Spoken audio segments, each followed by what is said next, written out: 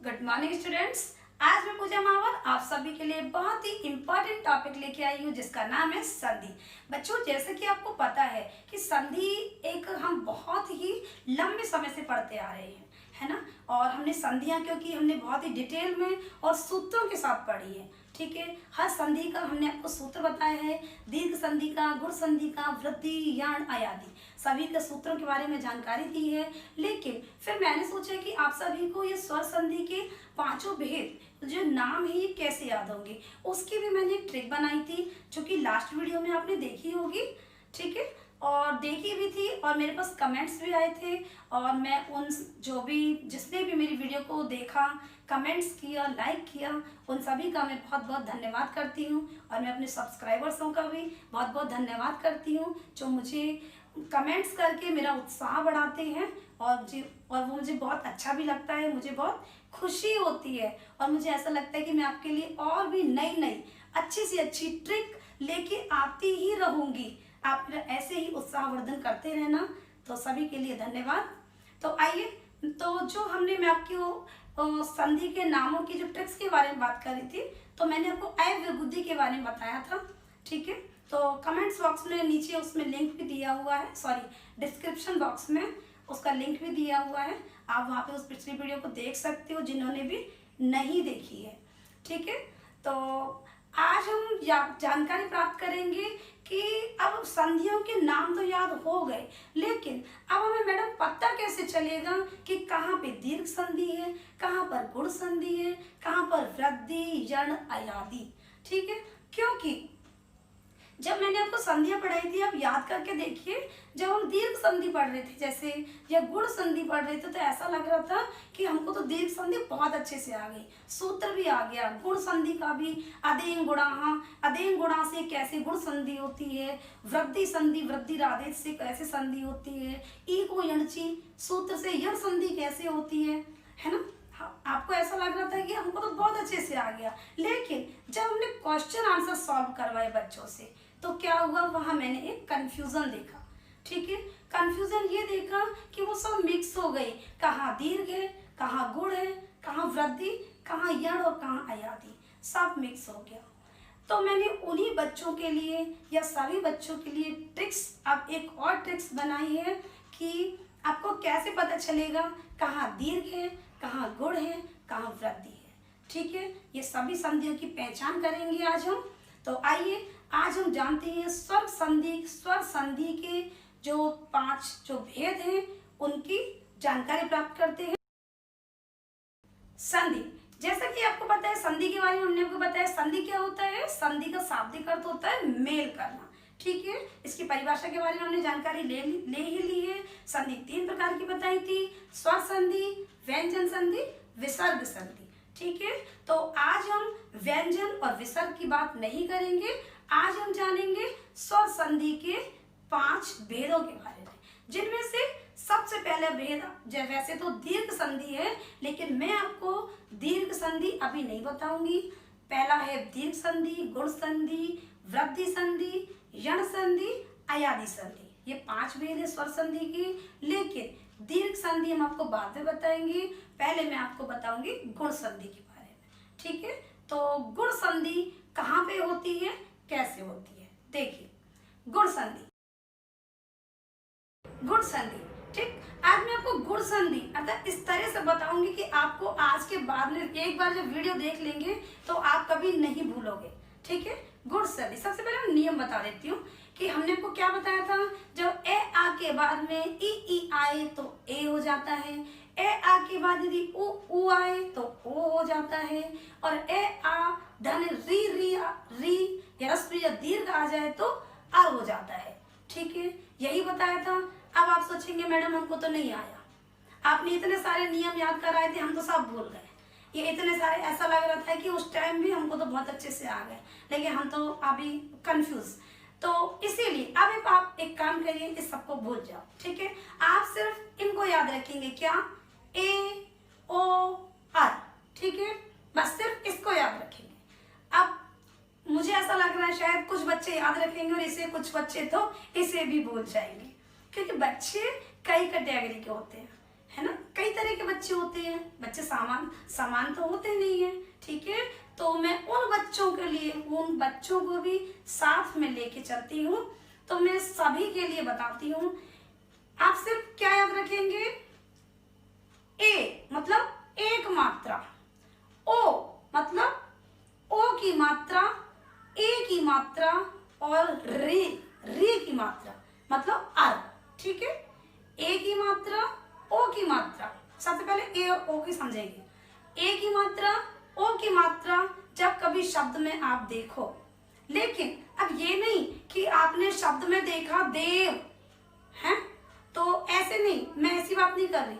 हम ये कह रहे हैं कि जब ए की मात्रा और ओ की मात्रा जब शब्द के बीच में अगर आपको दिखाई दे तो क्या होगी, वो गुण संधि होगी। एक मात्रा होनी चाहिए बस। अब देखो और शॉर्टेड, एक मात्रा होनी चाहिए, चाहे वो ओ की हो, और दूसरी शर्त ये है शब्द के बीच में होना चाहिए, क्योंकि हम संधि कर रहे हैं। क्योंकि हमने बताया था संधि कैसे होती है, जब अलग अलग होते हैं उनको मिलाते हैं, ठीक है। जब भी संधि होती है, मेल होता है। तो अब जैसे उदाहरण के लिए लेंगे, रमेश, बीच में देखिए एक मात्रा, तो कौन सी, गोला कर दीजिए, गुण संधि। महेंद्र, एक मात्रा, बीच में है गोला, गुण संधि। नरेंद्र, एक मात्रा, वो भी कैसे, बीच में, गुण संधि। सुरेंद्र, एक मात्रा, है कि नहीं, दिख रही होगी आपको, तो कौन सी, गुण संधि, लेकिन बीच में ही होनी चाहिए, इस बात का ध्यान रखेंगे। अब आते हैं हम ओ की मात्रा पे। महोत्सव, महाधन उत्सव, यही होता है ना, तो बीच में है ओ की मात्रा। सूर्योदय, एक मात्रा। महोदय, एक मात्रा, ओ की मात्रा है। चंद्रोदय, एक मात्रा, ठीक है, लेकिन वो भी बीच में ए की हो या ओ की हो, बीच में होना चाहिए। अब आता है अर की बारी। अर क्या होता है, अर मतलब अर, जैसे सप्तर ऋषि, बोलने में, उच्चारण करने में अर आता है। सप्तर ऋषि, राज ऋषि, अर बोलता है, और री की जो मात्रा है, री, वो लास्ट में आती है। देव ऋषि, लास्ट में री, गोला कर दो, कौन सी, गुण संधि। राजा ऋषि, क्या, राज ऋषि, सॉरी, क्या होगी, गुण संधि, लास्ट में री है। सप्तऋषि, लास्ट में री है। महर्षि, लास्ट में री है। तो छात्रों आपको समझ में आ गया होगा, जहां पे ए ओ अर ये हो, ठीक है, तो वो क्या है, गुण संधि। ऐसे भी समझ में नहीं आए तो एक मात्रा, चाहे ए की हो चाहे ओ की हो, ठीक है, और लास्ट में री की मात्रा होना चाहिए। तो वो क्या है, वो है हमारी गुण संधि। तो छात्रों ये हमारी गुण संधि। तो आइए जानते हैं हम वृद्धि संधि के बारे में। वृद्धि संधि कैसे होती है, कहाँ होती है, ठीक है। तो वृद्धि संधि का जो हमने नियम बताया था, क्या बताया था, ए आ के बाद में ए या आई आ जाए तो क्या होता है, आई बनता है। ए के बाद में ए आ जाए या आई आ जाए, आ के बाद में ए आ जाए या आई आ जाए तो क्या बनता है, आई ही बनता है। और ए के बाद में जो ह्रस्व आ है, इसके बाद में ओ आ जाए या औ आ जाए तो औ ही बनता है। और आ के बाद में जो दीर्घ आ है, उसके बाद में ओ आ जाए या फिर औ आ जाए तो क्या बनता है, औ ही बनता है। लेकिन अब मैडम ये तो सब आपने पहले भी बताया था, हमें तो कुछ समझ में नहीं आता, ठीक है। तो बस छोटी सी बात याद रखेंगे, इसको छोड़ दीजिए। क्या याद रखेंगे, वृद्धि का मतलब क्या होता है, ये समझिए कि बुढ़ा हो गया, ठीक है, वृद्धि हो गई। पहले जहाँ गुण संधि में हम एक मात्रा कर रहे थे, यहाँ वृद्धि संधि में हम दो मात्रा, एक मात्रा की बढ़ोतरी, ठीक है, एक मात्रा यहाँ पे बढ़ जाएगी। जैसे कि आई और औ की मात्रा, आई की मात्रा और औ की मात्रा, दो मात्रा होंगी, चाहे वो आई की हो चाहे वो औ की हो, ठीक है। आइए हम उदाहरण देखते हैं। सदैव, लेकिन इस बात का ध्यान रखना, जैसे हम गुण संधि में बीच में, संधि बीच में ही होगी। जब हम दो मात्रा देखेंगे शब्द के बीच में, पहले शब्द देखेंगे, वहां देखेंगे कितनी मात्रा, दो मात्रा, लेकिन कहाँ पर, बीच में होना चाहिए, ठीक है। ये शर्त है किसकी, वृद्धि संधि की, ठीक है। तो सदैव कितनी मात्रा, दो मात्रा, कहाँ पर, बीच में, गोला कर दीजिए, कौन सी संधि, वृद्धि संधि। ममाइश कितनी मात्रा, दो मात्रा, बीच में है, यस, गोला कर दीजिए। वृद्धि संधि, तथैव 2 मात्रा, तदैव 2 मात्रा, तो ये सब क्या है? वृद्धि संधि। अब है औ का उदाहरण, वनौषधम, कितनी संधि, सॉरी कितनी मात्रा? 2 मात्रा, बीच में वन धन औषधम, ठीक है। वनौषधम 2 मात्रा, महोषधम 2 मात्रा, महोगः, जनोगः, कितनी मात्रा? 2 मात्रा, वो भी कहाँ पर? बीच में। तो बस अब जब हम वृद्धि संधि करेंगे तो क्या देखेंगे? 2 मात्रा देखेंगे, आई की या औ की, ठीक है। वो भी कहाँ होनी चाहिए? बीच में होनी चाहिए। तो ये थी हमारी वृद्धि संधि। तो आइए अब हम जानते हैं यण संधि के बारे में। जैसा कि आपको पता है, हमने आपको सूत्र बताया था इसका, इको यणची। इको यणची से हमने बहुत ही अच्छी तरह से इस संधि को समझा था और नियम बताए थे। ई, ह्रस्व ई या दीर्घ ई के बाद में यदि असवर्ण स्वर आ जाता है तो ई का या हो जाता है। उ के बाद में असवर्ण स्वर आ जाता है तो ई उ का वा हो जाता है। और जब ह्रस्व री और दीर्घ री के बाद में असवर्ण स्वर आ जाता है तो वो री का क्या हो जाता है? रा हो जाता है। और रे के बाद में असवर्ण स्वर आता है तो ला हो जाता है। तो अब ये सब तो आप रहने ही दीजिए, क्योंकि अभी हम इसकी बात नहीं कर रहे हैं। तो हम क्योंकि ट्रिक्स के बारे में आपको समझा रहे हैं। देखिए, इसके सबसे बहुत ही बेहतरीन पहचान मैं आपको बता रही हूँ। इस यण संधि में आप पहचानेंगे कैसे? इसमें बीच में जो होता है क्या होता है? अधूरा अक्षर होता है, मतलब कटिंग वाले शब्द मिलेंगे आपको। कटिंग वाले जो शब्द होगा उसमें बीच में क्या होगा? कटिंग वाला अक्षर होगा, ठीक है। जैसे देखिए उदाहरण, प्रत्येकम कटिंग वाला है, बीच में है कटिंग त। अन्वय, ठीक है, बीच में है कटिंग है आधा न। वधवादेश, ध क्या है? कटिंग वाला है, अधूरा अक्षर है। इत्यादि अधूरा अक्षर है लेकिन बीच में होना चाहिए, इस चीज को ध्यान रखना। पितृच्छा, र, ठीक है, बताया था हमने आपको। तो क्या है? ये यण संधि। भ्रातृ इच्छा, सॉरी, तो क्या है? र बीच में है, तो इससे हमें पता चलता है ये यण संधि है। और एक चीज और है इसमें, एक पहचान और है, ये जो कटिंग वाले शब्द ज्यादातर 99%, 1% या कुछ अपवादों की बात नहीं कर रही हूँ, ये जो कटिंग वाले शब्द है या, वा और रा के साथ में जुड़े होते हैं।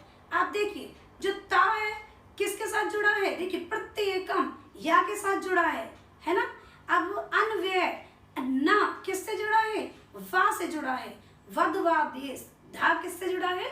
वा से जुड़ा है। और इत्यादि में ता या से जुड़ा है। तो इसी तरह से पितृच्छा, जो री है किससे जुड़ा है? ये पितृच्छा। तो इसी तरह से मतलब ये बहुत ही बेहतरीन ट्रिक है, जिससे कि आप देख कर तुरंत पहचान जाओगे कि एक अक्षर होगा जो अधूरा होगा, वो भी बीच में होगा। और बीच में जो बिजली गिरी है किस पे गिरी है? वो या, वा, रा पे ही गिरी है। अर्थात उसी के साथ या, वा, रा के साथ ही कटिंग वाले जो अक्षर हैं उनको लगाया गया है, ठीक है। तो यही है हमारी ट्रिक यण संधि की। तो आइए अब हम जानते हैं अयादी संधि के बारे में, ठीक। तो अयादी संधि का सबसे पहले नियम के बारे में जानेंगे।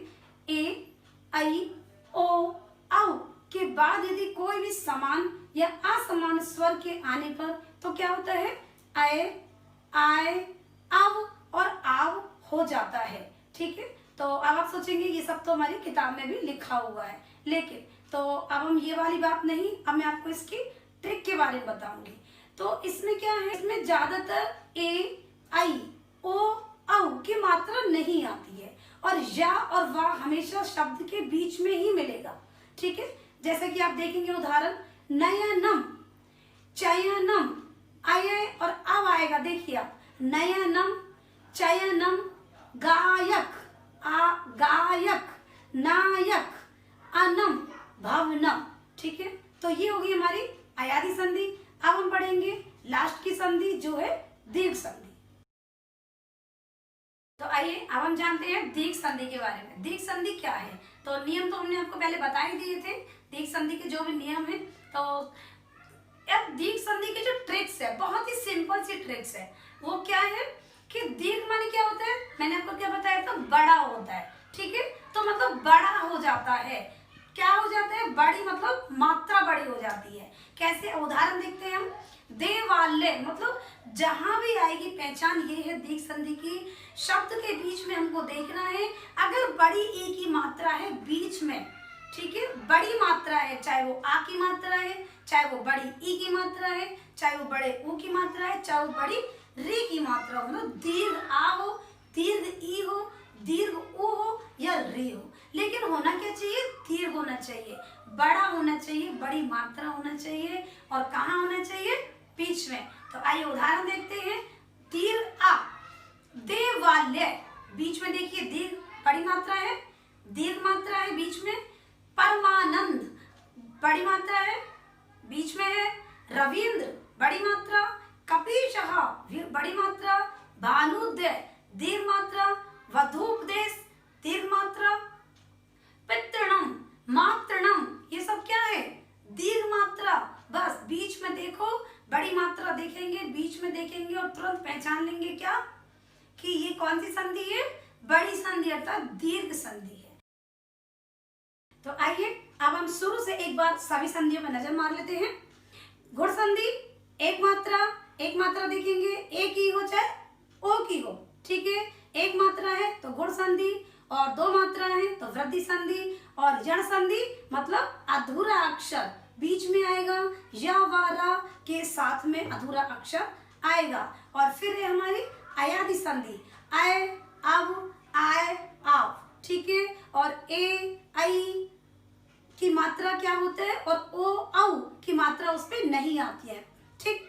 और फिर है हमारी लास्ट में दीर्घ संधि, जो कि बड़ी मात्रा, ठीक है, इसमें बड़ी ही आएगी, चाहे आ की मात्रा हो, चाहे दीर्घ मात्रा होती है, चाहे वो दीर्घ आ की मात्रा हो, चाहे दीर्घ ई की मात्रा हो, चाहे दीर्घ ऊ की मात्रा हो, और चाहे दीर्घ री की मात्रा हो, ठीक है। तो आशा है आप सभी को ये वीडियो पसंद आई होगी।